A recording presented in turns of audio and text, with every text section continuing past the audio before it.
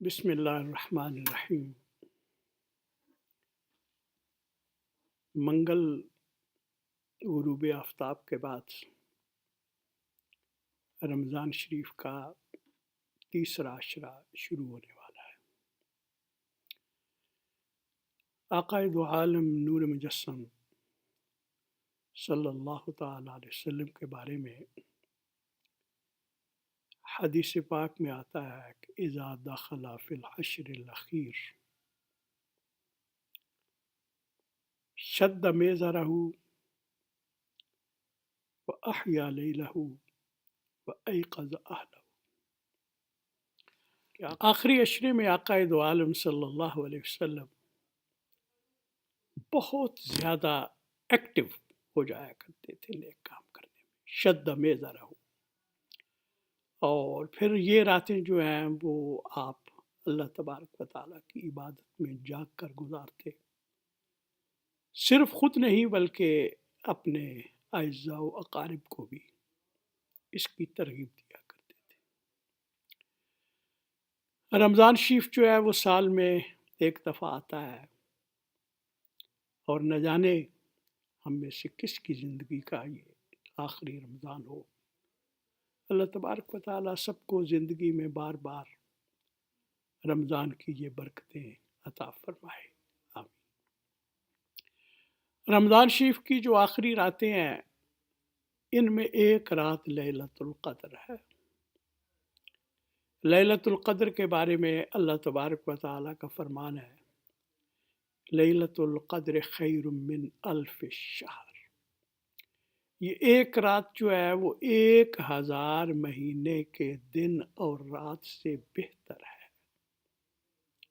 یہ نہیں فرمایا کہ ان کے برابر ہے، بہتر ہے، 2 گنا بہتر ہے، 3 گنا بہتر ہے، 4 گنا بہتر ہے، اس کی کوئی حد نہیں، چونکہ یہ اللہ تعالیٰ کی رحمت کا معاملہ ہے۔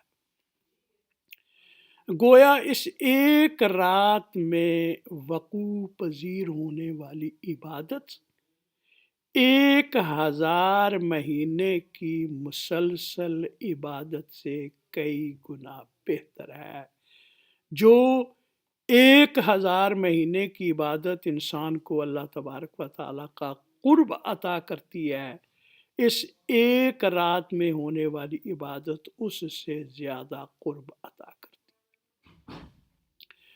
آقا و مولا محمد مصطفیٰ صلی اللہ تعالیٰ علیہ وسلم نے فرمایا، من قام لیلۃ القدر ایمانا واحتسابا غفر له ما تقدم من ذنبه۔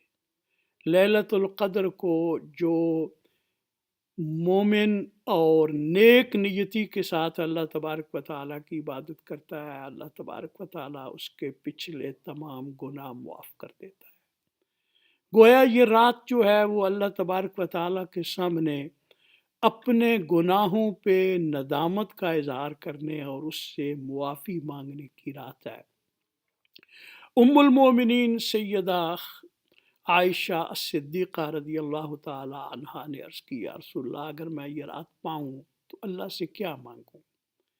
آپ نے فرمایا، اللہ تعالیٰ کی جناب میں عرض کرو، اللہم انکا عفو کریم تحب العفو فاعف عنی یا غفور۔ اور اسی طرح اور بھی بزرگوں نے مختلف دعائیں ذکر فرمائی ہیں، لیکن سب سے بڑی بات یہ ہے کہ اللہ تبارک و تعالیٰ سے انسان اپنے گناہوں کی معافی مانگے، توبہ کرے، اور آئندہ اللہ تبارک و تعالیٰ سے پختہ وعدہ کرے کہ وہ اللہ تبارک و تعالیٰ کی فرما برداری اور اس کے نبی پاک صلی اللہ علیہ وسلم کی اطاعت میں کوئی کوتاہی نہیں کرے گا۔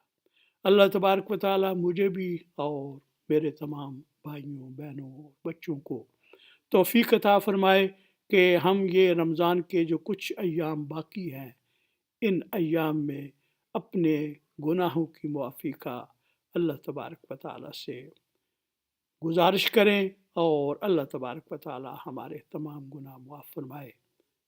شکریہ، جزاک اللہ۔